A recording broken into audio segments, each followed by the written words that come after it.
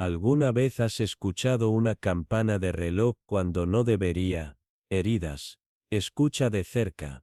El funeral de la señorita Evelina Harrowfield llevaba consigo un aire no solo de solemnidad sino de algo tácito, algo viejo e inquieto, como el polvo agitado de las esquinas olvidadas. Y aunque la ceremonia en St. Agnes Hollow era adecuada y tranquila, su quietud llevaba un peso diferente, como si el pueblo contuviera su aliento.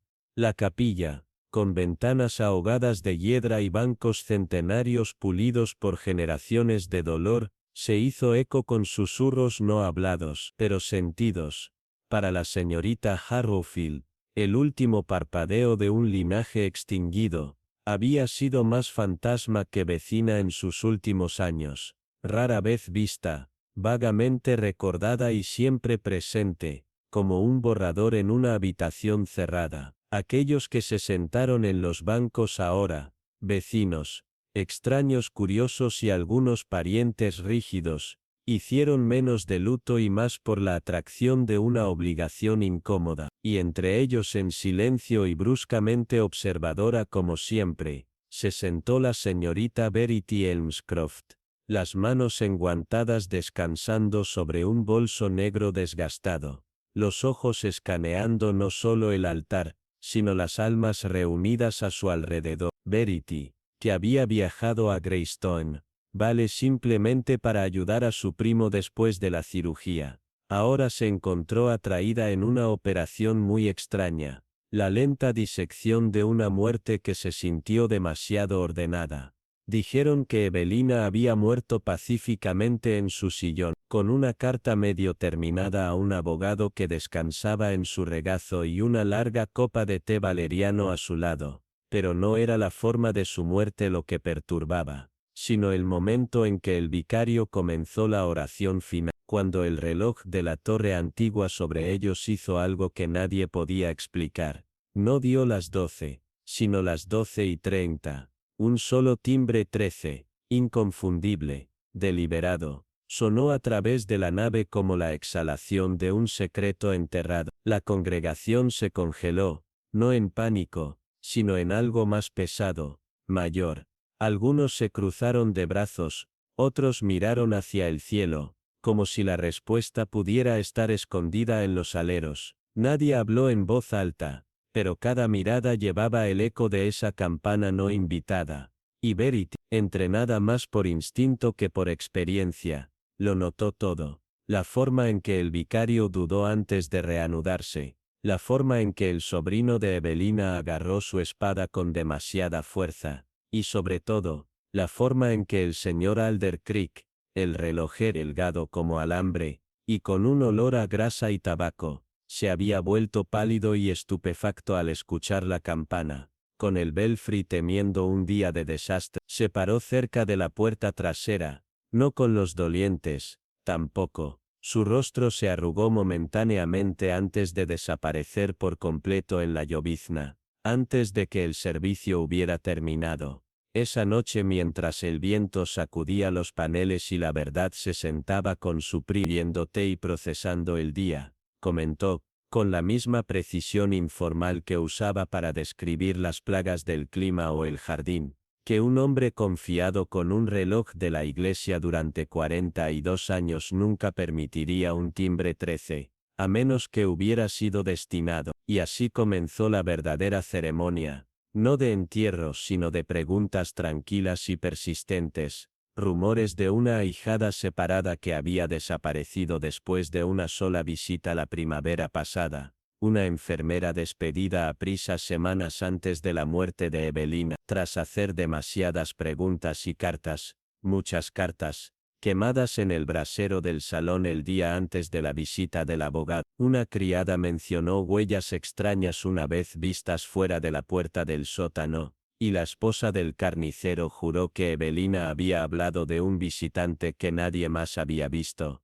Oficialmente siguió siendo insuficiencia cardíaca, pero Greystone, Vale como lo hacen las aldeas, prefirió su propia verdad, desactivada, inquietante y susurrada bajo la respiración. Y Verity Elmscroft, doblando en silencio el recuerdo de esa 13ª campanada en su tapiz mental. Sabía que la verdadera historia acababa de comenzar a funcionar. El funeral del señor Thaddeus Grievous estaba empapado en un frío extraño, un tipo de calma sofocante, ya que aunque el tiempo en sí mismo se había detenido, no estaba dispuesto a avanzar. No era demasiado grandioso, ni del todo modesto. Sin embargo, lo que más inquietaba era la misteriosa quietud que parecía recubrir cada respiración. La capilla de Santa Elfrida, abandonada desde hacía tiempo, con la hiedra arrastrando sus muros de piedra como la tristeza que se había quedado durante décadas,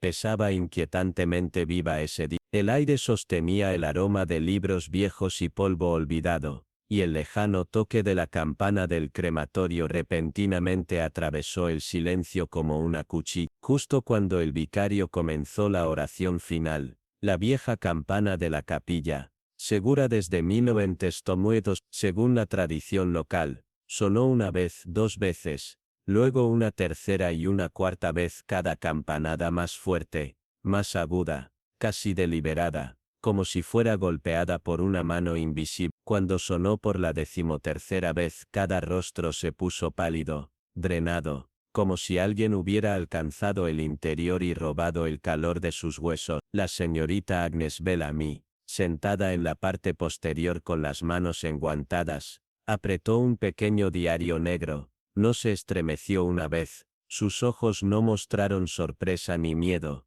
solo una mirada tranquila e inquebrantable, como si hubiera estado esperando este momento exacto. Su viaje a Santa Elfrida no fue accidental. Ella había venido por un viejo diario que su abuelo había dejado atrás, una entrada críptica garabateada en una esquina. Las grietas escondieron algo, y un día lo hablarán en voz alta. 2 días después del funeral, el joven hijo del cuidador de la capilla, Milo, regresó para recuperar su antorcha olvidada, solo para descubrir una pequeña caja de madera escondida detrás del altar. Llevaba el sello personal de Grievous, y estaba atada con una cinta de seda envejecida. En la tapa la tinta descolorida explicaba: se abrirá cuando el tiempo se olvide. En el interior se encontraba un sobre amarillento y una fotografía inquietante de un niño parado frente a una mansión quemada, sus ojos huecos, drenados de esperanza, como si la vida lo hubiera abandonado hace mucho tiempo. Cuando el abogado de la aldea, el señor Cranwell, que había manejado los asuntos de Grievous durante años, no cedió el Nuevo Testamento, los jadeos resonaron en la habitación. El Viejo Testamento que había dejado la finca a la sociedad histórica y al fondo del techo de la iglesia, había sido revocado. Sin embargo, enterrado en lo profundo de los registros parroquiales de Milo y Etiot, estaba su nombre, marcado fallecido al nacer. 3 días después, llegó Elara, una mujer alta con una cara pálida, su abrigo andrajoso llevando un aroma extraño y antiguo, y alrededor de su cuello colgaba un relicario con el mismo sigilo grabado en la caja sellada. Ella afirmó no recordar nada, nunca había conocido a Thaddeus Grievous, y sin embargo cuando se le mostró la fotografía del niño, habló solo una línea: recuerdo la ventana, y se quedó en silencio por el resto del día. El pueblo estaba lleno de susurros. ¿Era Elara realmente el heredero legítimo, o había comenzado una vieja historia a levantarse nuevamente de la tumba? La señorita Bellamy examinó en silencio la voluntad. El pergamino era delgado, de piel de cebolla, un tipo raro descontinuado después de 1923, lo que sugería que era extraordinariamente antiguo o se replicaba meticulosamente. La mano del señor Cranwell tembló, pero solo una vez, y fue cuando leyó el nombre de Elara en voz alta. Ese temblor no se debió a la incertidumbre legal, era algo más profundo, algo recordado. Esa noche la señorita Bellamy se sentó sola en un banco detrás del altar, el sol moribundo filtrándose a través de vidrieras como si la mirara. Ella susurró suavemente: el tiempo nunca se olvida, solo espera ver quién recuerda. Y esa noche, mucho después de que el pueblo se había quedado dormido, la campana de la capilla volvió a sonar, suave, distante y deliberada. Nadie habló de eso al día siguiente. Quizás algunos lo escucharon, tal vez algunos no, pero los que no dijeron nada. Algunos secretos solo están destinados a aquellos dispuestos a llevar su peso. La lectura de la voluntad de Lady Oriana Vale no tuvo lugar en la oficina de un abogado moderno, sino en el salón de dibujo sombreado de Blackmore House, un lugar suspendido en algún punto entre la descomposición y la dignidad, donde el fondo de pantalla se enroscaba en los bordes y la lámpara de araña de arriba parpadeaba como si estuviera perturbada por algo invisible. La lluvia aprovechó ligeramente las altas ventanas mullonadas, como si intentara escuchar. Entre los presentes había un hombre desconocido para la mayoría, alto, delgado, con la postura de un erudito y el tipo de quietud que llama la atención al evitarla. Se presentó como Dorian Vale, hablando en tonos demasiado precisos, cada sílaba equilibrada como una moneda en el borde, el tipo de dicción cuidadosa que uno usa al ocultar algo bajo la superficie de la verdad. No se ofrecieron recuerdos de la infancia, solo la invocación suave de un nombre, Oriana, con una reverencia tan restringida que parecía hacer eco de un lugar más profundo que el discurso. Afirmó haber sido criado en el extranjero, pero llevaba gemelos con el escudo original de Vale, descontinuado después de la guerra, y en su zapato izquierdo, Miss Halbert, una mujer callada con la memoria entrenada por años de catalogar la historia parroquial, notó un sello de zapatero visto por última vez en Devon, cuando el señor Aldwych, el abogado de la familia por más de 30 años, desplegó el pergamino quebradizo del Nuevo Testamento. Su voz tembló, pero no por la edad. La cláusula que nombraba a Dorian como heredero se refirió a él no por su nombre, sino como el verdadero niño debajo de la campana, una frase que nadie cuestionó en voz alta, pero que envió una onda visible a través de la habitación. El campanario había estado sellado desde hacía mucho tiempo, desde la primavera de 2002, cuando el hijo de un sirviente fue encontrado muerto en su base, no bautizado y sin nombre. Nunca se habló directamente, solo susurró en fragmentos, cómo la campana se había puesto a sonar sola durante la tormenta, cómo Lady Oriana no asistió al funeral, cómo se cerró la guardería en el ala oeste. Dorian recorrió la casa como un hombre que vio algo recordado a través de la niebla, pausando no en retratos o reliquias, sino en lugares extraños, un baldosa rota en el roble, el hogar frío en la sala de música, la llave de hierro todavía colgando detrás de la puerta de la despensa. En el salón, se detuvo debajo del gancho de latón vacío, donde una vez colgó el retrato de Lady Oriana. Ella lo eliminó ella misma, murmuró la Serea. Ellory, la ama de llaves, su voz apenas audible, dijo que los ojos ya no la reconocí. Sus manos temblaron ligeramente mientras enderezaba el antimacassar, y la señorita Halbert vio los débiles hematomas en su muñeca, la forma de los dedos demasiado grandes para ser suya. Más tarde esa noche, mientras revisaba registros parroquiales a la luz de las velas, la señorita Halbert encontró una entrada de 1900. La línea fue trazada en rojo, sobrescrito en la misma mano inestable que había compuesto las letras finales de Oriana, una de las cuales estaba oculta en un volumen de criptografía olvidada en su biblioteca privada.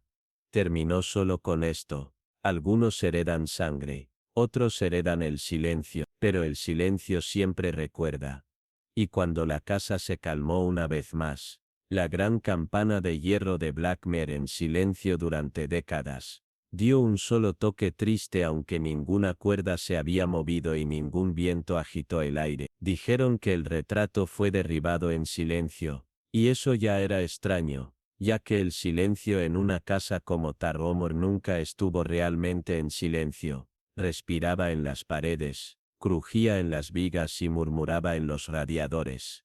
Nadie vio a Levana quitarlo. Un día estaba allí, una llamativa pintura al óleo de un hombre joven con uniforme militar, con ojos inteligentes y una sonrisa torcida que parecía saber cosas que nadie más sabía. Al siguiente, se fue, sin explicación, sin reemplazo, solo el débil cuadrado de papel tapiz limpio, donde el marco una vez había arrojado su sombra, y un gancho que ahora colgaba inútil y acusador por encima de la chimenea. A primera vista, parecía una alteración menor, pero en las casas basadas en la herencia y el silencio, un retrato perdido no solo se olvida, está enterrado. El borrado, cuando lo hacen las manos de la familia, se convierte en un acto de violencia tranquila. La Sir Whitcomb, la ama de llaves que había servido desde antes de la guerra, solo habló de ello una vez, al final de la cocina mientras la lluvia golpeaba contra las ventanas y el vapor se acurrucaba alrededor de las tazas de... Ella dijo, más para el frasco de azúcar que para la señorita Darnley. Siempre hirió ese viejo reloj, incluso después de que el ojo izquierdo falló. Fue un comentario improvisado, pero la señorita Darnley se congeló a mitad de sorbir. El reloj de estudio, una monstruosa cosa de nogal oscuro y latón con la llave en forma de cabeza de león, era una de las obsesiones peculiares de Levana. Ella no confiaba en nadie más para tocarlo, ni el personal, ni su difunto esposo, ni siquiera el Sir Fernley, el abogado que conocía más de sus asuntos que su propio hijo. Me espetó una vez, agregó Whitcomb, como si hubiera vertido tinta en sus recuerdos. Dijo que el tiempo tiene que ser herido con cuidado. Pero, ¿qué tipo de cuidado?, se preguntó la señorita Darnley. ¿Qué tipo de tiempo requirió una tutela tan feroz que rozaba el ritual? Enervar un reloj, después de todo, es mecánico. Pero protegerlo como un secreto es psicológico. Más tarde esa noche, con el pretexto de revisar su chal, la señorita Darnley se dirigió al estudio. La puerta inusualmente estaba entreabierta. La habitación se detuvo. El decantador de brandy reposaba en el aparador, su tapón ascó, como si alguien lo hubiera levantado a mitad de pensamiento y luego olvidara lo que estaba haciendo. Había un aroma en el aire, tenue, casi floral, pero afilado en los bordes como algo artificial tratando de imitar la naturaleza.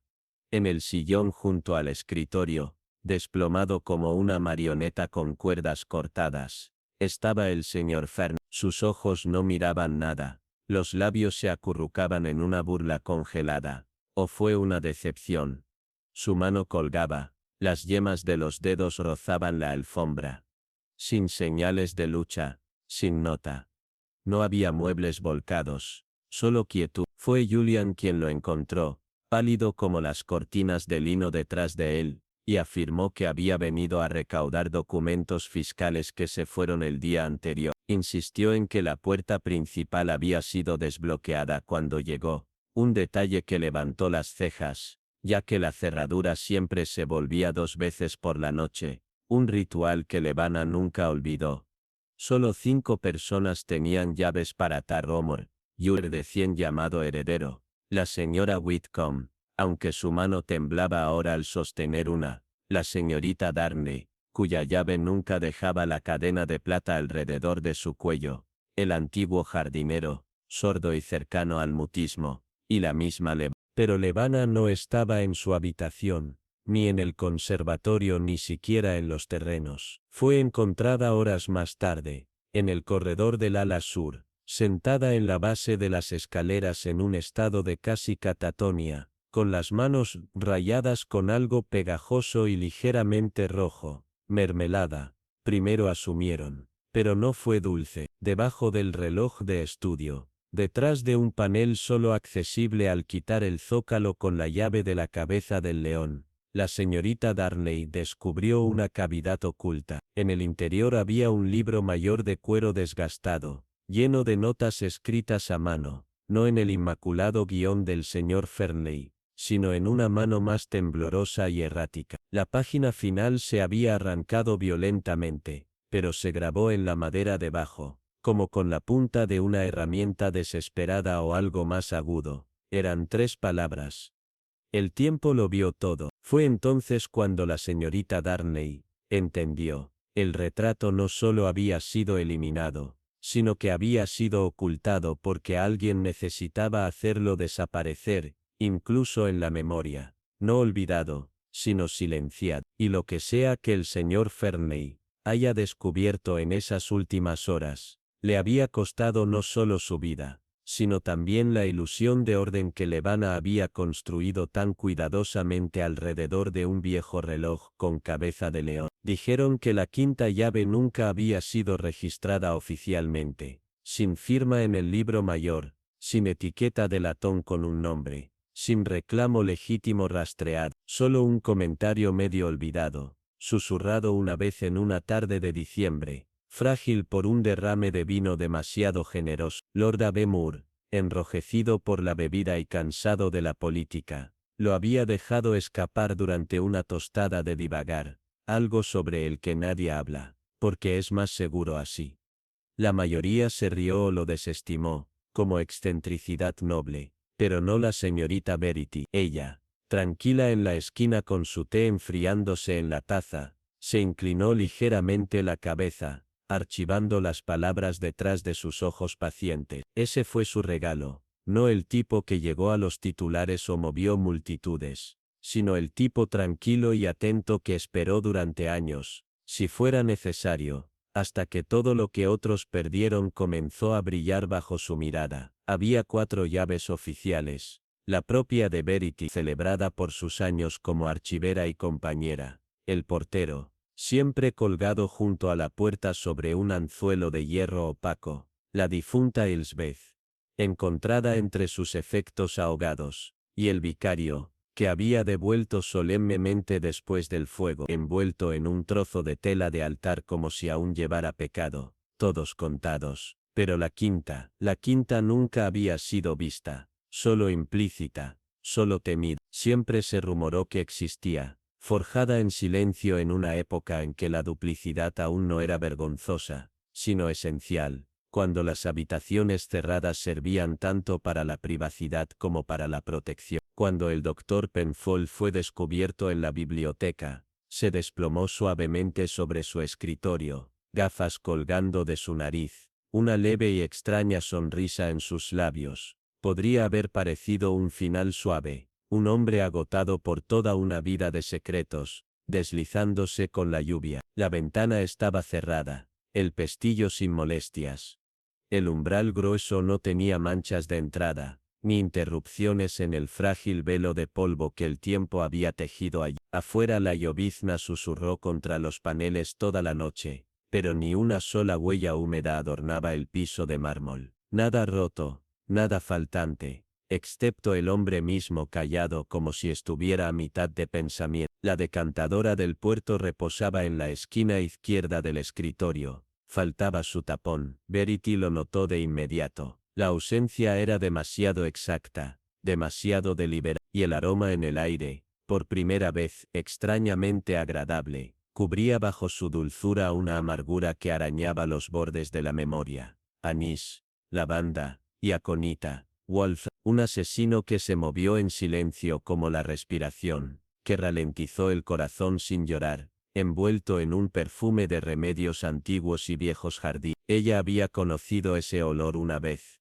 en un pueblo enterrado por el tiempo, donde una viuda hacía tinturas detrás de cortinas cerradas y le susurraba demasiado a su gato. Verity no lo dijo en voz alta, no toda. Los sirvientes dieron sus declaraciones con ese dolor mecánico recortado que uno usa en una tragedia educada. La señora Halford, siempre temblorosa, se retorció las manos hasta que se sonrojaron. Denby, con ojos huecos y pálidos, habló solo cuando fue presionado, pero fue la señorita Cairn, la compañera, cuya voz rompió el silencio como un viento frío bajo una puerta cerrada. Tenía secretos, dijo, del tipo que se mancha incluso en el fuego. Verity sintió que esas palabras se alojaban en algún lugar profundo de sus costillas, desagradables, pero inconfundibles. Cuando la casa fue registrada nuevamente, no por objetos de valor, sino en busca de comprensión, la verdad fue atraída al estudio,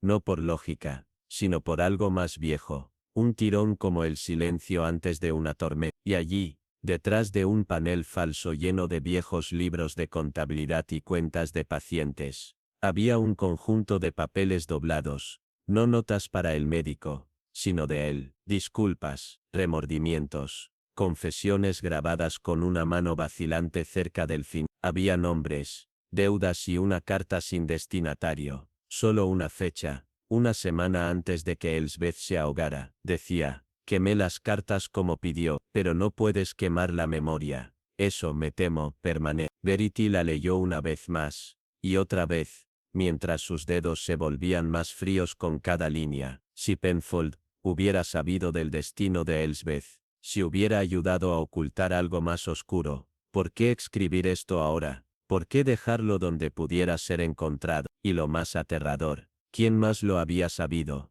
La quinta llave no era solo sobre el acceso, sino sobre el permiso, no torpemente, sino con precisión quirúrgica, como si se pudriera de una raíz sin alterar la floración de arriba. Este no fue un acto de violencia singular, Verity entendió entonces. Era una secuencia, cada muerte, un enlace en una cadena que había sido forjada hace mucho tiempo y solo ahora comenzaba a tensarse. Alguien que vive, tranquilo, sin remordimiento, todavía estaba tirando de esos enlaces, y Verity, con el corazón que martillaba debajo de su exterior tranquilo, sabía con una certeza fría, todavía no había leído la última página. No, lejos, el reloj del abuelo en el East Hall, no se había detenido simplemente, sino que había caído en un silencio deliberado, como si la noción de tiempo misma hubiera sido prohibida pasar dentro de esos muros, no a través del accidente, ni la lenta falla de los engranajes, sino con una intención tan tranquila, tan calculada, que solo alguien en sintonía con las sutilezas de inquietud podría haberlo notado. El péndulo, el aliento tranquilo del Heart of Time, no se ha eliminado con prisa, sino con reverencia, y su ausencia dejó un vacío más escalofriante que el que una vez ofreció. Para la mayoría, no era nada, un detalle inofensivo, pasado por alto, olvidado, pero para Helena Bexley, quien vio significado en el silencio e instinto en la quietud, fue un susurro de algo retenido. Ella permaneció en ese pasillo más tiempo que los demás, de pie con la compostura de alguien que escuchaba no por ruido, sino por el recuerdo del ritmo, el pulso de la mansión que alguna vez había latido estable e inútil. Ese silencio artificial y tenso no era la ausencia de sonido, sino la presencia de supresión, y dentro de ese vacío Helena sintió algo antiguo e inquieto, agazapado justo detrás del fondo de pantalla de la percepción. Su atención se dirigió al mostrador de escritura, una vez el santuario de Lady Morgana, la matrona fallecida de la mansión, cuya presencia aún se aferraba a las esquinas y los pasos de la ventana como el humo. Bajo el pretexto de organizar antiguas correspondencias para la catalogación de la finca, Helena despegó suavemente el revestimiento de terciopelo descolorido del cajón inferior. La madera debajo era deformada y reacia, pero cedió revelando un compartimento oculto, elaborado con una precisión destinada a evadir la erosión del tiempo. En el interior se encontraba una cinta. Una vez elegante, su azul ahora se había desvanecido en la sombra magullada de la memoria, enrollada firmemente alrededor de un pergamino tan frágil, que parecía que podría suspirar para desempolvarse en cualquier momento. Estampado sobre él había un símbolo,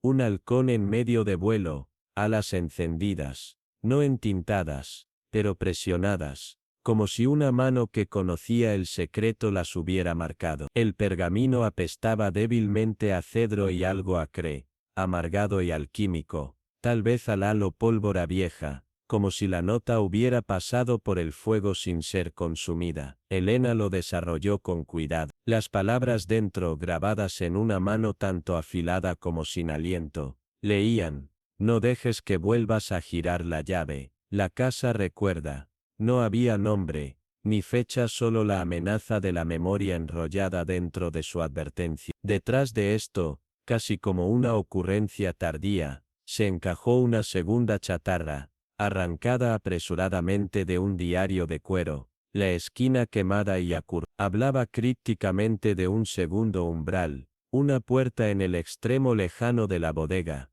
una que no había aparecido en ningún plano registro de bienes, afirmado mucho antes de que Elena hubiera respirado por primera vez. Cuando Elena se acercó más tarde a la Daltrey, la ama de llaves, con suave curiosidad, la mujer mayor solo ofreció la calma ensayada de alguien acostumbrado a enterrar preguntas debajo de los modales. No hay esa puerta, señorita, dijo con una sonrisa apretada que no alcanzó sus ojos. Pero cuando Elena mencionó la vieja cripta de vinos, las manos de la Sra. Daltrey vacilaron contra la bandeja del té, solo un temblor, un tintineo de China, pero lo suficiente como para traicionarla. No se ha abierto desde la inundación del 61, murmuró demasiado rápido, y sin embargo, cuando Elena descendió al sótano 2 noches después, la linterna de aceite en la mano y los latidos estables de miedo,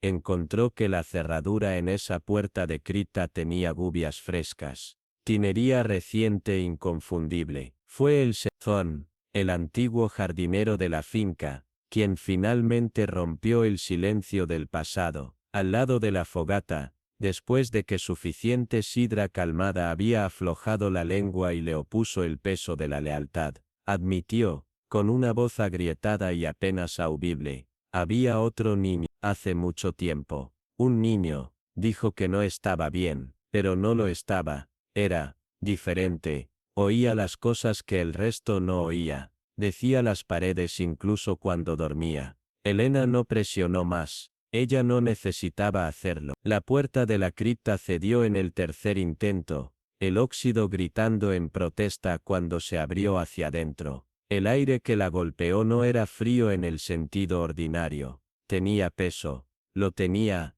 y la enrollaba a su alrededor como si probara su presencia. En el interior, no había estantes de vino, ni vintage catalogada, solo una piedra toscada, áspera y veteada con humedad, y garabateado a través de la pared lejana, en latín desteñido, un mensaje tan escalofriante como una profecía, temporises veritas, el tiempo es la verdad. En el centro de la habitación se encontraba una cuna oxidada, su colchón destripado, rellenándose como paja debajo del sacrificio, y allí, suspendido en una uña doblada solitaria sobre él, colgó el péndulo, sin marcar, intacto, pero inconfundiblemente el que faltaba en el reloj del pasillo. Elena no lloró, en cambio, dio un paso atrás, medido, mientras el aire grueso parecía inhalar a su alrededor. Esto no era una bodega, era un santuario, una cámara no destinada a almacenar vino o herramientas,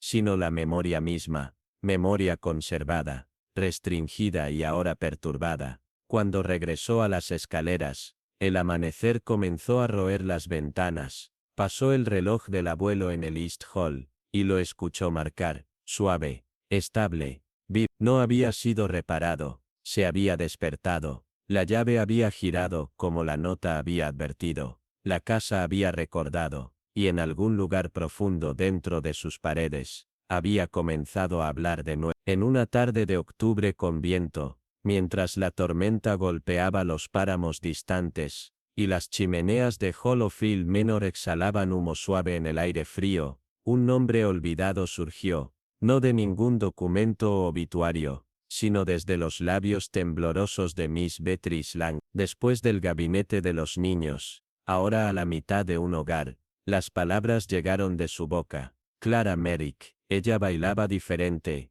ya sabes, susurró Beatriz, sus frágiles manos trabajando hilos invisibles en su chal, sus ojos distantes, medio vidriosos. Clara nunca tocaba el suelo. El comentario podría haber sido descartado como la fantasía de una mente envejecida, si no hubiera resonado algo profundamente enterrado, algo desenterrado días después por Serena. Vale, una archivera de ojos agudos, con la paciencia de un erudito, y los instintos de un cazador fantasma. Serena había venido a Hollowfield bajo el pretexto de catalogar la biblioteca olvidada de la finca, cargada de polillas, sin tocarse desde los últimos días de la guerra, pero lo que realmente la atrajo era mayor, más tranquila y mucho más elusiva. Oculto dentro de las páginas frágiles de una odisea ahuecada, escabullida detrás de las espinas falsas, y el débil aroma de las rosas muertas, hacía mucho tiempo. La encontró, una fotografía, tono de sepia y dañada por el agua, de Clara a los 16, descalza en la nieve, su mirada bajada por algo que escuchaba desde la tierra, y detrás de ella, casi demasiado débil para ver, un paso descalzo en la nieve, su mirada bajada por la moción bajo la tierra, y detrás de ella,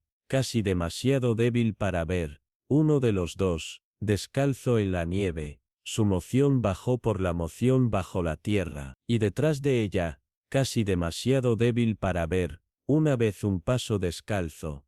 Distancia. Sus proporciones incorrectas. Su cabeza giró bruscamente hacia la lente. Junto a la foto, surgió un caché de letras, cada una escrita en latín elegante, en bucle, cada una firmada CH, y apestando débilmente a lavanda y algo más metálico, más militar. La escritura a mano no coincidía con ninguna en la casa, pero su destinatario era inconfundible. Lady Amish Merrick, la tía de Clara y la última verdadera matriarca de Hollowfield, una mujer venerada y temida en su tiempo, que una vez desterró cada espejo del ala este sin explicación. Cuando Serena le preguntó a la ama de llaves, la Sra. Ketteridge, sobre Clara o el pozo en el jardín donde se había tomado la fotografía, la anciana se puso rígida, su rostro drenaba el color. Fue sellado después del deshielo del 48, murmuró. Lady Amish dijo que las piedras se movían. Inseguro, dijo. Pero solía atender esos motivos. Esa gorra siempre estaba seca, sin musgo, sin líquenes, como si estuviera fingiendo, obligada por la sensación de que algo estaba mirando, esperando, llamando. Serena regresó al pozo bajo un cielo de estrellas fracturadas, levantando la pesada cubierta de piedra con una fuerza nacida del miedo y el instinto. Debajo de él no brilló agua, solo una escalera de caracol descendiendo en negrura, tallada limpia en el lecho de roca de tiza. El aire que se levantó para encontrarse con su rostro, no estaba rancio, como se esperaba, sino frío, metálico y extrañamente expectante, como la respiración antes de un nombre susurrado. Linterna en la mano, corazón latiendo, Serena descendió. La escalera dio paso a una cámara subterránea, donde el techo se arqueó como una catedral y las paredes estaban marcadas con diagramas y símbolos celestiales que parecían brillar cuando se miraban de lado. En su centro se encontraba una cuna, adornada, antigua e intacta por el polvo. Dentro de ella, solo dos artículos, una cinta de seda violeta y un sonajero plateado inscrito con 3 letras que se extendían en su cráneo. C.M.H. Clara Merrick Holloway. Los registros de nacimiento habían mentido. Un niño había nacido aquí, no oculto a la sociedad sino escondido de algo, no por vergüenza, sino supervivencia. Las cartas de Lady Amish ahora se leen como oraciones frenéticas en lugar de correspondencia. Custodite portas somniorum, protege las puertas de los sueños. A su regreso, Serena notó algo extraño. El gran retrato que una vez colgó en la gran escalera, el claro en su vestido azul al lado de una arpa se había ido. En su lugar ahora se encontraba un espejo, frío y agrietado. La fractura que corría directamente a través del lugar donde el corazón de Clara una vez se había convertido en aceites, se rompió solo, dijo la Sra. Ketteridge, suavemente, sin notar la mirada de Serena, justo cuando fuiste abajo. Esa noche, Serena no durmió pacíficamente, sus sueños eran oscuros y resonantes. Escuchó las canciones de cuna cantadas hacia atrás, arpas con cuerdas rotas por su propia cuenta, y la voz de un niño repitió una palabra que no conocía pero que podía sentir. Cuando se despertó antes del amanecer, temblando, su lámpara se extinguió y su respiración era visible en el aire. La cinta violeta yacía perfectamente plegada sobre su almohada, su seda húmeda y oliendo débilmente a piedra. No se había descubierto algo simplemente, Se había despertado. El bien la cuna, el nombre sellado, todas las partes de un recuerdo demasiado peligrosas para olvidar, y mientras el viento aullaba a través de los páramos, Serena sabía una cosa con certeza hasta los huesos. Lo que alguna vez había dormido debajo de Holofilmenir, ya no estaba soñando, estaba recordando, en la cúspide del crepúsculo, en la aldea olvidada de Elmbridge Hollow, donde la neblina se aferraba a las pilas de chimenea como viejos secretos y cada meteoratura no venía con el viento, sino con la memoria. El aire contenía el peso peculiar de un nombre no pronunciado. Eyara no apareció en los registros, ni en los registros parroquiales, y ciertamente no en la conversación, sino que apareció en la voz agrietada de la hermana Winifred, una vez matrona de la capilla orfanato de Elm, ahora en cama y casi ciega en un hospicio donde las ventanas se negaban a abrirse. Ella nunca arrojó una sombra, le susurró la anciana a nadie en particular, su voz temblando sobre un rosario que colgaba torcido, desabrochado 2 veces, donde una vez se reputó 3 veces, ni siquiera al mediodía, ni siquiera cuando los cuervos huyeron. Tal comentario extraño y fracturado, podría haber sido descartado como la divagación oxidada de una mujer que se deslizaba en los pliegues de la memoria, si no hubiera coincidido con la llegada de Talia Gray, una archivera de folclore no conocida por las historias que contó, sino por las verdades que no habían sido entendidas, las verdades que otros habían enterrado demasiado profundamente y con cuidado. Oficialmente, Talia había venido a Elmbridge para catalogar documentos eclesiásticos rurales. No oficialmente siguió una cadena de anomalías, que había comenzado con un solo registro de nacimiento fuera de lugar, una entrada, casi desvanecida al espacio en blanco, escrita en una mano temblorosa, Eyara Winfred, nacida durante eclipse, madre enumerada como fallecida, padre, disputado. No hay apellido para el padre, sin dirección, solo un lugar, el sótano de la raíz hueca, una ubicación sin mapa reconocido. La curiosidad atrajo a Talia a Black Mary, una finca sellada desde 1952, después de que la última de la línea de Winfred desapareciera, dejando solo al ama de llaves el Sherholt detrás para barrer las telarañas y mantener las cerraduras engrasadas. Los aldeanos hablaban del lugar solo en tonos acurrucados, de una música extraña escuchada durante la niebla, de los niños que se despertaban sin voces y de los espejos que se negaban a reflejar la luna. La mansión, con sus persianas y escaleras ampolladas que crujían incluso cuando estaban vacías, ocultaba más que polvo. Oculto en las páginas de un himnario cosido en el revestimiento de un viejo excedente, Talia encontró una carta a medias, aparentemente del reverendo Zoth, excomulgado en 1919 por prácticas rituales heréticas, a un destinatario cuyo nombre se había rascado tan brutalmente que el papel tore. La carta advirtió: la niña no está poseída, ella es posesión. En el ala sur, detrás del yeso pintado docenas de veces, descubrió un nicho sellado que contenía solo 3 artículos, una máscara de madera tallada, suave por las manos que sabía demasiado, una campana oxidada sin badajo, y el zapato de un niño teñido de negro con lo que parecía alquitrán, pero que olía débilmente a mirra. Más inquietantes aún estaban los símbolos, obtenidos en el fondo de pantalla de la guardería en un patrón que solo se revelaba a la luz de las velas, un ojo, siempre observando, un árbol con sus raíces envueltas alrededor de una cuna, y la frase repetida en latín, revertetur, con un coamit, ella regresará, que nunca se fue, debajo de las tablas del piso de la guardería, escondidas bajo paneles de roble deformados. Talia descubrió una cavidad poco profunda llena de hollín y huesos no más grandes que los de un petirrojo. Había un relicario plateado que contenía 2 hilos de cabello, uno rojo y otro negro azabache, y un sobre marcado con una fecha que aún no había llegado. Cuando Talia le preguntó al Señor Holt sobre la fecha, su piel se agotó de color. Eso es, fue entonces cuando ella se despierta nuevamente, murmuró. Cuando el trato se restablece. Esa noche, guiada por un instinto más fuerte que el miedo, Talia se aventuró profundamente en los bosques de Blinkmere detrás de la casa, y tropezó con un círculo hundido de piedras. En el centro una cuenca de vidrio llena de lo que parecía ser agua, pero brillaba como el aceite reflejando solo el cielo, nunca la persona que miraba.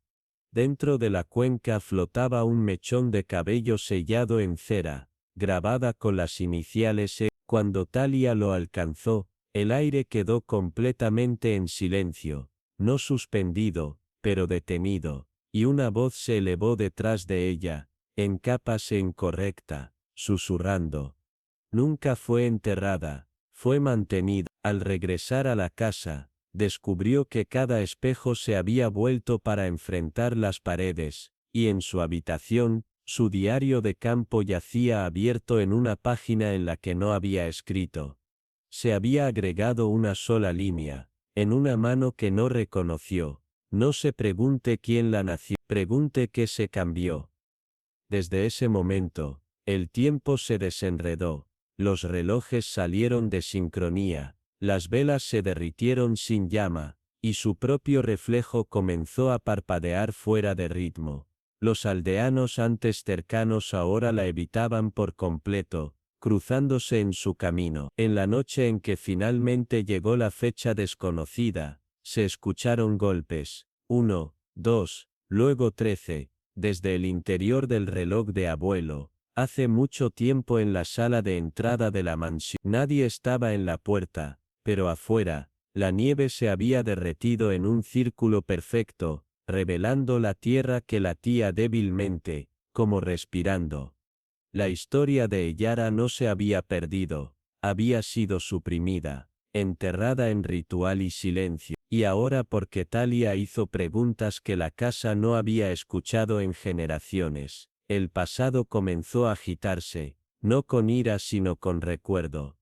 Cualquiera que haya sido Eyara Bren niña, embarcación ofrenda, nunca había terminado, solo se había detenido, y ahora bajo el silencio de un reloj que había comenzado a contar hacia atrás, algo una vez desterrado había abierto los ojos una vez más. La habitación estaba llena de un silencio que se sentía ganado, no accidental, como si hubiera absorbido décadas de secretos y ahora contuviera la respiración, esperando que alguien digno lo escuchara. El polvo brilló débilmente en la última luz que se filtraba a través de las ventanas con paneles de diamantes de Briarhall House, posándose como cenizas antiguas sobre cortinas de terciopelo, y retratos de óleo cuyos ojos parecían seguir a Evil Hart, mientras se movía. El hogar detrás de ella siseó con el recuerdo moribundo de la llama, las brasas pulsando como el lento latido de algo que una vez estuvo vivo. Se puso de pie ante el reloj de gabinete, un imponente abuelo de roble y latón que se había alzado en el salón desde antes de la guerra, tal vez antes de la verdad. Su aliento se condensó débilmente en el frío, aunque ninguna ventana estaba abierta. Se agachó, lenta y deliberadamente, sus dedos arrastrándose contra la moldura tallada, recorriendo surcos, que sin saberlo, había rastreado cuando era niña. Presionó el panel inferior y se abrió, no con resistencia, sino con una aceptación cansada, como si la madera misma la recordara. No había cerrojo ni ruido de mecanismo, solo la suave exhalación del aire atrapado durante largo tiempo. En el interior, ubicado entre pesas corroídas de latón y bobinas de polvo gris, algo esperado, un paquete estrecho y pasado por el tiempo, envuelto en una cinta verde pálida que una vez fue seda, pero que ahora parecía un susurro que estaba escondido con demasiada cautela para ser una coincidencia, ubicado en el hueco detrás del péndulo, un espacio no destinado al almacenamiento, sino al ocultamiento. Evelyn no se estremeció, no sonrió, no habló. Su mano aunque pálida se movió con propósito, y mientras sacaba el paquete era como si el tiempo mismo retrocediera. No estaba adornado, no tenía sello de cera, ni cresta aristocrática ni floritud, solo un sobre liso, amarillento y suave en los bordes, como si hubiera envejecido por elección, retirándose en silencio del mundo, en la cara en un guión tan delicado que parecía flotar sobre el papel en lugar de descansar sobre él. Se escribió una fecha, abril de 1943, y debajo de ella, en una línea que parecía más una advertencia que una dedicatoria, a Evelyn cuando la campana se detiene. Su corazón se detuvo. La campana sí, recordó ahora, se había detenido hace 3 noches, sin viento ni razón, al preciso golpe de medianoche. Las campanas se silenciaron a mitad de tono, el péndulo se congeló en el aire quieto, y ella había sentido una presión en las paredes desde entonces, como si la casa misma contuviera algo. Con cuidado tembloroso, Evelyn desenvolvió el sobre. Dentro había varias páginas, delgadas y crujientes en los pliegues pero intactas. La carta no fue escrita con prisa, destilaba tristeza, moderación y algo más profundo, una preocupación materna. Mi querida Evelyn, comenzó, si estás leyendo esto, entonces la casa finalmente te ha dado permiso para recordar. Las palabras la golpearon como un acorde tocado en un piano roto. La carta reveló lo que nadie se había atrevido a decir, ni siquiera en susurros. Evelyn no había nacido sola. Su madre, Elena Hartwell, había dado a luz a gemelos. Evelyn llegó primero, vivo, respirando, pero fue declarado muerto por el Dr. Lyle, un amigo de la familia. No hubo funeral, no hay registros archivados, solo silencio y una cuna vacía, pero la verdad había fermentado. La carta de Elena contaba de un pacto,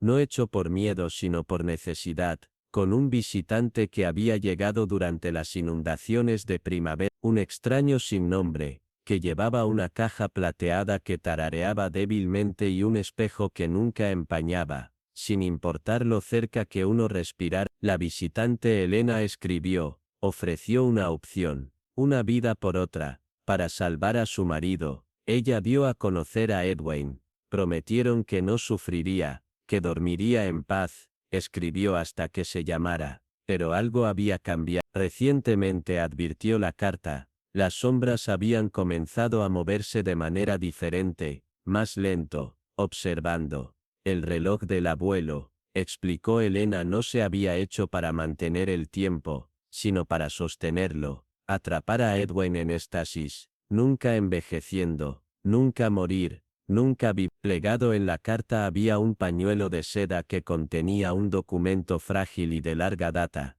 Edwin Ambrose Hartwell, nacido el 12 de abril de 1000. Evelyn miró el nombre, la fecha, latín. El papel parecía tener un peso más allá de sus fibras, como si hubiera esperado demasiado para ser leído. Y luego, en el fondo del sobre, escondido como un aliento final, había una fotografía. Era casi translúcida por el tiempo, pero la imagen estaba clara. Un niño de pie junto al reloj, que acababa de abrir, con expresión tranquila, casi indiferente, pero sus ojos eran inconfundibles, eran suyos, misma forma, mismo color, misma tristeza, pero detrás de él la habitación no era familiar, no un recuerdo, no un truco de ángulo, sino un espacio que ya no existía. Ella dio la vuelta a la foto, escrito en grafito que se desvanece, apenas legible a la luz tenue. No habrá el sótano si la campana está en silencio. El pecho de Evelyn se apretó, su boca se secó. La campana no se había roto, había advertido. Algo debajo de las tablas del piso se había agitado, algo que la casa había mantenido quieto. Hasta ahora, Edwin no había muerto, había estado esperando todo este tiempo, no por rescate, no por la paz, sino para su liberación. El aire alrededor de Wenton Manor llevaba el aroma de rosas marchitas y lluvia distante, como si la casa misma exhalara los recuerdos que había pasado un siglo reprimiendo. Jonathan Vale se detuvo en la puerta de hierro. Sus enredaderas adornadas no se torcieron por diseño, sino por el tiempo, y por un momento consideró volver a girar, pero la carta pesaba mucho en el bolsillo de su abrigo, más fría que el papel, con tinta que brillaba débilmente bajo la luz de la luna. como si se hubiera escrito con algo más antiguo que la tinta. La casa recuerda lo que la familia olvidó. Regrese antes de que la luna disminuya, sin firma, sin sello que él reconociera, y sin embargo una voz en el pozo de su memoria sabía que había sido escrita para él. La mansión había quedado abandonada durante casi 25 años, desde la noche de la muerte de su abuelo y el extraño fuego que nunca llegó a la casa, pero quemó los jardines en silencio. En el interior la puerta se abrió sin resistencia como si lo esperara, y un gemido bajo resonó en el vestíbulo, no desde las paredes, sino de algo más profundo, más antiguo debajo. Los retratos en las paredes lo siguieron con ojos demasiado realistas para ser pintura, y cada tic-tac del reloj del pasillo parecía resonar con un latido adicional entre segundos. En el salón el hogar ardía sin una fuente visible, lanzando sombras que no se alejaban de la llama, sino hacia ella, y sobre ella colgaba una pintura que nunca había visto. Una mujer con atuendo de luto, sus manos agarrando un espejo, su rostro inequívocamente suyo. Debajo de su nombre, Margaret Balachot 181, estaba rayado, en grafito apenas visible, observa a través del vidrio. Y de repente Jonathan recordó los sueños de infancia de los que nunca se le permitió hablar, un niño detrás de un espejo, una habitación sin puerta y una canción de cuna en reversa. El sonido volvió a llegar, un tic, un goteo, un barajito debajo del piso, y lo siguió instintivamente a través de un corredor sellado durante mucho tiempo, detrás de un reloj de abuelo, hasta que llegó a una escalera de piedra húmeda en espiral, en frío. En el sótano el tiempo en sí parecía suspendido, el polvo colgaba inmóvil, el aire estaba demasiado quieto para respirar, y en el centro estaba una cuenca tallada en obsidiana, brillando débilmente desde adentro como si estuviera iluminada por un sol enterrado millas por debajo. Y a su lado, creciendo en un pedestal de mármol blanco hueso, se puso el espejo, no viejo, no agrietado, pero imposiblemente perfecto, su marco forrado con símbolos que se movían cuando no se miraban directamente. Se extendió, y el vidrio no se reflejó, respondió. La palma de un niño se encontró con la suya, al otro lado. Pálido, magullado, espera. Entonces la boca se movió sin sonido, pero Jonathan sabía las palabras. Me dejaron. Un nombre olvidado tronó en su mente. Elías. Un hermano, un gemelo, un alma de la que nunca habló, nunca se afligió. El temblor silencioso de su madre, la guardería cerrada, los registros oscurecidos, nunca fueron negativos, tenían miedo. La verdad se quemó detrás de sus ojos ahora. En la hambruna del invierno de 1893, su bisabuelo hizo un pacto no con Dios, sino con algo más viejo, sin rostro, encubierto en la niebla de invierno y el hueso. Le dio a un niño cada generación a cambio de salud, riqueza y silencio. Elías había sido elegido, unido al espejo como un centinela de la maldición, un prisionero de la fortuna de la línea de sangre, y ahora con el último heredero devuelto y el péndulo del reloj finalmente detenido, el contrato exigía su cierre. Detrás del espejo, el niño comenzó a envejecer, en segundos, su rostro cambiando, de tristeza a esperanza, a algo más oscuro.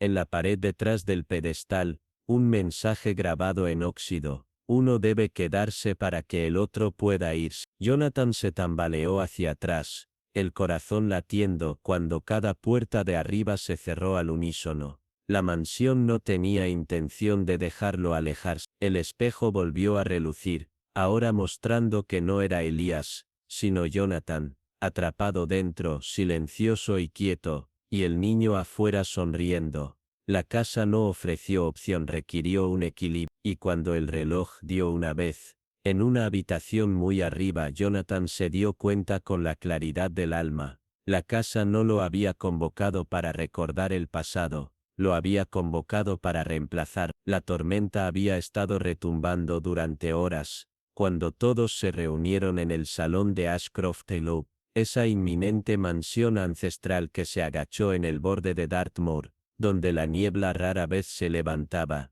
y el viento susurraba secretos a las paredes cubiertas de musgo. La habitación estaba tenue, el fuego crepitaba suavemente en la rejilla, su ligera fundición de sombras parpadeantes bailando en retratos cuyos ojos pintados parecían seguir cada aliento. Nadie dio la bienvenida a Elspeth Gruen cuando entró, aunque todos la reconocieron de inmediato. Su semejanza con su difunta tía Sibella fue fantasmal, asombrosa e inquietante. No fue como una invitada, sino como un cálculo, agarrando en sus manos enguantadas un sobre envejecido y agrietado en los pliegues, su sello de cera con una cresta de cuervo que ya no se encontraba en ninguna parte de la heráldica familiar, un sigilo borrado deliberadamente de la memoria, pero no de la verdad. Ella se quedó quieta ante todos ellos, Thaddeus Grey en su silla de respaldo alto, estoico y quebradizo,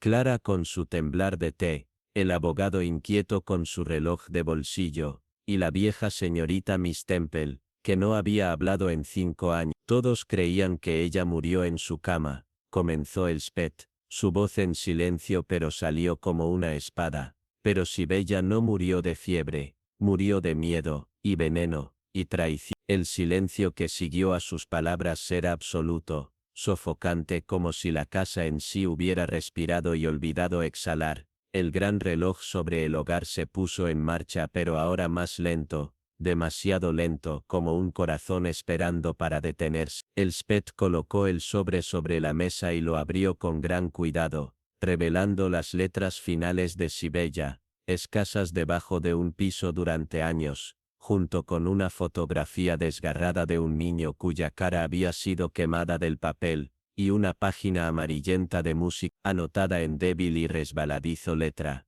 Descubrió la falsificación, continuó Elspeth, el robo de la confianza, la desaparición de su hijo, y ella sabía quién estaba detrás de él. Sus ojos no se estremecieron cuando se conformaron con Thaddeus Grey. Ella lo grabó todo, pero más que eso planeó que su silencio terminara. Dejó un sendero, Clara dejó caer su taza de té, el choque perforando la tensión como un grito. Elspeth desplegó la carta lentamente. Ella escribió: si el reloj alguna vez sale más allá de las 12, busca el hogar de la guardería. Todos se volvieron cuando el reloj crujió ominosamente por encima. Había atacado 14 campanas a la medianoche de la noche anterior. Nadie lo creía al principio, hasta que todo el pueblo lo escuchó hacer eco a través del páramo. Ese no fue un error, fue un mensaje. Elspeth había seguido el sonido a la guardería largamente sellada, y detrás de la chimenea fría encontró lo que Sibella había escondido, un libro mayor que contenía pagos a un hombre que una vez afirmó ser la partera, una fotografía de un certificado de nacimiento, con el nombre de Elspeth, trascado, reemplazado por desconocido, y escondido en una bolsa de velvet, su anillo de padre. Vendiste a su hijo, susurró Elspeth. Me envió, le hicieron creer que había muerto. Thaddeus no parpadeó, pero sus dedos se acurrucaron en el reposabrazos como las garras. Y drogaste su brandy con digitalis, lentamente, por lo que su cuerpo vacilaría sin sospecha. Su voz se estremeció ahora, no con debilidad sino con furia restringida, pero ella te burló al final. La campana, el cifrado en su canción de cuna, la tinta invisible en las páginas, todo apuntando aquí. Esta noche, ella levantó la partitura, las notas deletrean tu nombre. Pensaste que era una canción de cuna. Era una advertencia. La señorita Temple dio un jadeo estrangulado, su primer sonido en años, como si la memoria acabara de regresar con una venganza.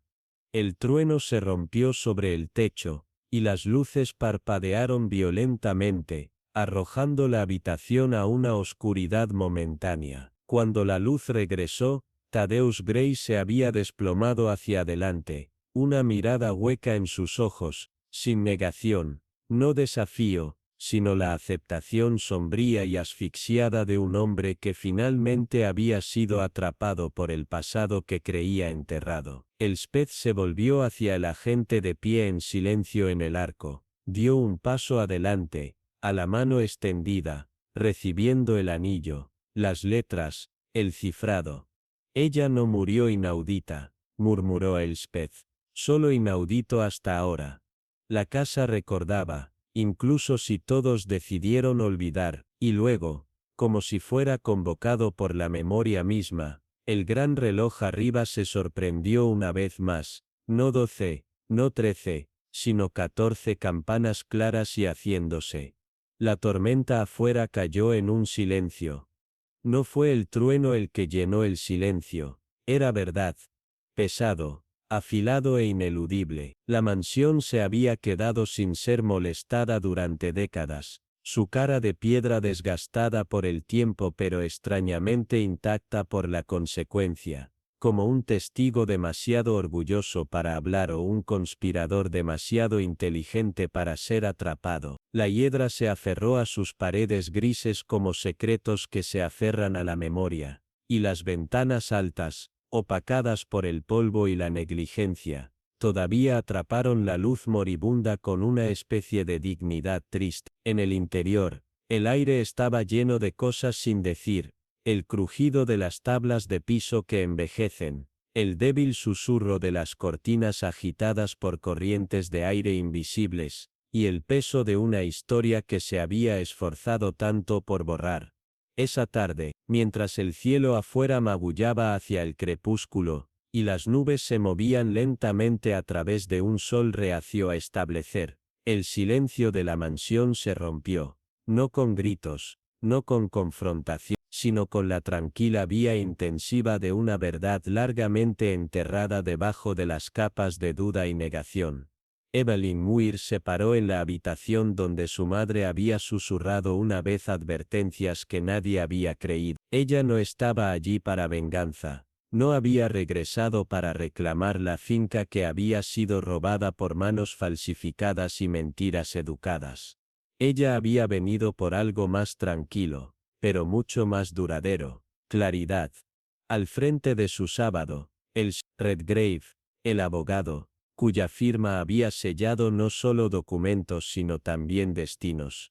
Su rostro, una vez compuesto con neutralidad profesional, había palidecido lentamente a través de la reliquia y meticulosa cuenta de Evelyn. Si su color se agotó por la lenta corrosión de la culpa o por la realización de que la exposición ahora era inevitable. Nadie podía decirlo, no había dicho nada en todo momento, tal vez creyendo que el silencio aún podría protegerlo de la consecuencia, como lo había hecho durante tantos años. Pero el silencio, una vez perforado, no protege, testificó el inspector Ward, que había escuchado desde el borde del hogar, los brazos doblados y la ceja bajada, finalmente dio un paso adelante, su voz baja, como para preservar la dignidad del momento, incluso cuando destrozó lo que quedaba del equilibrio del abogado. Sí, Redgrave, dijo uniformemente, usted debe ser detenido en espera de la investigación sobre los asuntos que la señorita Muir ha esbozado. No hubo arrebato, ni negación. Redgrave simplemente miró a Evelyn, solo una vez, luego bajó la mirada, como si el piso en sí pudiera ofrecerle una forma de desaparecer. Sus palabras finales no fueron una protesta, sino un colapso tranquilo. Ella nunca tuvo la intención de perdonar. Su padre, lo que él representó, habría desgarrado toda la base. Evelyn, lo observó sin triunfo en los ojos, solo el tranquilo luto de una mujer que había esperado demasiado tiempo para una verdad demasiado mayor para curar algo limpiamente. Ella dijo suavemente, el error era pensar que el silencio es igual a un acuerdo, o que la memoria se puede bloquear como un cajón viejo. Se filtra, siempre lo hace. Cuando la puerta se cerró detrás del inspector y Redgrave, lo hizo sin eco, como el sellado de una tumba larga, y en la quietud que siguió, la casa se sintió cambiada, vacía de personas, sino de ilusión. Las mentiras que alguna vez habían colgado en el aire como humo habían sido despejadas por una sola voz, constante y sin miedo. Más tarde, en la misma habitación que una vez había decidido el destino con trazos de un bolígrafo, Evelyn se paró junto a Thomas Hale, la única amiga de su infancia que no había desaparecido en comodidad o cobardía. «Quema los archivos del anexo», dijo, su voz baja pero segura. «Deja que el papel olvide lo que todavía recuerdan las paredes». Él asintió, aunque sus ojos brillaban con la carga de la memoria compartida. Evelyn giró por última vez hacia la repisa de la chimenea, donde colocó una sola llave de hierro y una página arrancada del diario de su madre, con manchas de lágrimas, y firmada con iniciales que habían sido dudadas de una generación. Ella no demoró. No había necesidad de despedir. Afuera, el pueblo se movió de manera diferente ahora, más lentamente, como si la revelación hubiera cambiado la corriente del tiempo. Los comerciantes detuvieron la gama media, los niños silenciaron sus juegos e incluso la campana de la torre de la capilla sonó medio minuto tarde, como si el luto por una verdad se negara demasiado. Evelyn pasó junto a los setos resbaladizos con Frost, más allá del cementerio, donde ningún nombre marcó la piedra por la que podría haberse detenido, y en su lugar se detuvo en un parche bajo, cerca del borde de la madera, donde el invierno Primrose floreció, desafiante contra la temporada. Ella siempre decía que solo florecen en verdad, susurró, con los dedos paseando los pétalos. Y en ese momento, ella lo sintió, no resolución, sino recuperación. Ella no había recuperado la justicia de un tribunal, sino del silencioso libro de conciencia. El nombre de su padre nunca volvería a los actos familiares, pero le había vuelto a ella, no en tinta, sino en las líneas inquebrantables de su convicción. A la mañana siguiente, el pueblo había regresado a sus rituales, el tintineo de botellas de leche, el sonido de las escobas de barrido, la lenta cáscara del pestillo de hierro de la panadería.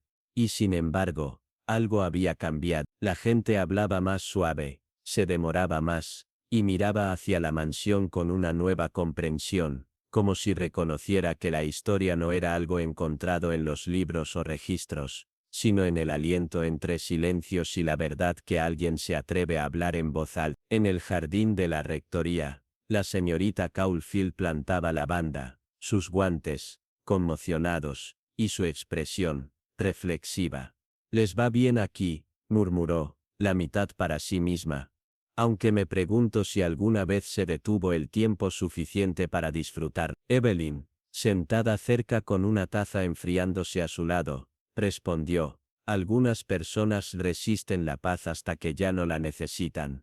El jardín, una vez decorativo, ahora se sentía sagrado, una reclamación de tierra, donde una vez se habían plantado heridas. Y en algún lugar más allá del pueblo, Evelyn Muir continuó caminando, no para regresar, no para escapar, sino porque finalmente pudo. Mientras el crepúsculo se arrastraba suavemente sobre las agujas torcidas y las chimeneas de Windmere huecas, la aldea parecía contener la respiración, suspendida entre lo que había sido y lo que ahora podría ser propio. El cielo había girado al color de la lavanda magullada, teñida de hilos de óxido y oro pálido, y el débil peaje de la campana 12 se deslizó al aire como una respiración de cierre. Pero no fue la campana la que marcó el cambio, fue el silencio que vino después, pesado y contemplativo, como si la tierra misma hubiera detenido a escuchar. Dentro de la vieja rectoría, donde las sombras habían crecido mucho y el fuego en el hogar ahora arrojaba más humo que llama, la señorita Elowen Price se sentó en quietud tranquila junto a la ventana, su figura descrita en el brillo ámbar del anochecer, su presencia tranquila pero insegura, vestida con lana gris dove que coincidía con el cielo nublado. Se parecía menos a un visitante y más como alguien que la casa había esperado durante mucho tiempo. Su taza de té, una vez humeante, se quedó intacta a su lado sobre la mesa, su contenido ahora tan frío como las preguntas que habían permanecido sin respuesta durante décadas. El Owen no había venido con acusaciones ni amenazas, sino con una sola intención: entender lo que no había dicho durante demasiado tiempo, y en esa presencia suave e inquebrantable, las paredes habían comenzado a hablar. Ella desplegó el papel grueso y texturizado de lino una vez más, no porque lo necesitara, sino porque tocarla nuevamente hizo que la verdad se sintiera más tangible, más anclada en el ahora. El sello ya estaba roto, sus bordes se acurrucaban ligeramente y la tinta había sangrado en lugares, desde la edad y la humedad oculta, pero ubicado entre sus pliegues, como un secreto preservado deliberadamente, yacía una violeta, derrotada, delicada y oscura hasta un tono crepuscular, pero inquebrantablemente presente. Sus pétalos se agrietaron en los bordes, rizados hacia adentro como un puño cerrado, pero conservaron el color suficiente para sugerir un propósito. Este no fue un recuerdo sentimental, fue un mensaje, un símbolo, un acto final de resistencia por una mujer cuya voz había sido borrada antes de que pudiera ser escuchada. Mariana Ashcroft, la hermana forzada heredera legítima, etiquetada como melancólica en los contables médicos polvorientos, había vivido sus últimos días en la Torre East, donde las ventanas no enfrentaron un camino y la puerta crujió con una especie de finalidad. Ella no había sido inestable, ahora sabía el Owen. Ella había sido silenciada. La carta en sí no tenía firma, pero las palabras escritas en el interior estaban pesadas de desesperación y claridad. Una confesión oculta, no para absolver, sino para dar testimonio. Habló de documentos forjados, un testamento alterado a la luz de las velas, un reloj regresado temblando de las manos para que el momento de la muerte pudiera alinearse con una mentira, y de una violeta presionada mientras aún estaba fresca, para marcar la verdad en secreto. La décima campana, la que nadie se atrevió a hablar, había resonado solo una vez, tarde esa noche de invierno. No se había dado cuenta de error, había anunciado una transgresión, una interrupción en el destino, pero, en lugar de desentrañar la mentira, la ciudad lo había tragado todo, doblando la anomalía en el folclore y el miedo. El campanario permaneció intacto desde entonces, su 13ª campana negada y enterrada. Abajo en la quietud del salón, la ama de llaves, Fenwick, su rostro grabado con años de restricción, saturado de llorar, pero no fue el dolor lo que sacudió los hombros frágiles, fue libertad. El Owen le había mostrado la carta hace solo unos momentos, y la anciana había jadeado, no sorprendida, sino de reconocimiento. Siempre supe, susurró, pero no sabía cómo decirlo sin ser tomada por loca también. Durante décadas, había pulido la plata y dibujado las cortinas de una casa que enterraba sus propios pecados, todo mientras llevaba el peso de una verdad demasiado peligrosa para respirar en voz alta. El Owen volvió a colocar la carta en su sobre, luego caminó lentamente hasta la mesita de noche. Ella no lo devolvió a su bolso, no le pertenecía, pertenecía al espacio donde siempre había esperado, a la casa, la historia, el silencio que había querido romper. Lo dejó deliberadamente, como uno podría colocar una vela en una tumba, no para despertar a los muertos,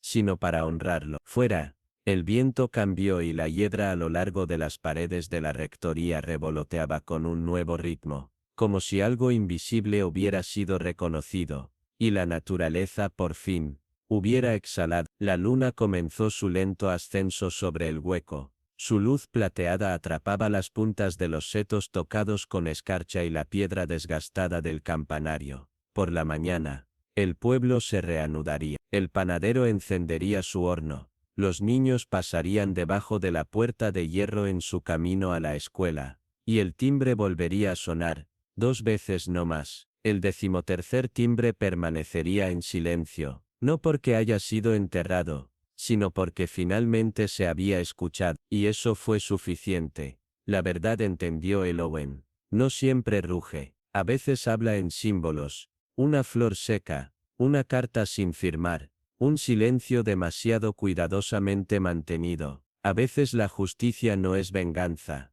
A veces es simplemente un recuerdo. Cuando entró en el carruaje que la esperaba, atraída por caballos cansados que sabían el ritmo de la carretera mejor que cualquier mapa, no volvió a mirar a la casa, no porque le faltara cuidado, sino porque sabía que el pasado ya no se aferraba a sus paredes. Había sido desenterrado, su aliento liberado. La violeta permanecería en la mesita de noche, un delicado emblema de desafío, y tal vez a partir de ahora, una mano curiosa la encontraría nuevamente, sus pétalos más polvo que color, y aún así sentiría el peso que llevaba. Leerían la carta, sentirían el cambio en la habitación, y comprenderían que Wind Mercabolo una vez se había mentido a sí mismo, y esa mujer, en silencio lo había hecho recordar. El 13 de ocre campanario nunca fue un mito, fue una advertencia, una fractura tranquila en la ilusión de la paz, la forma en que el reloj llama cuando nadie más pudo, y el Owen Price había respondido,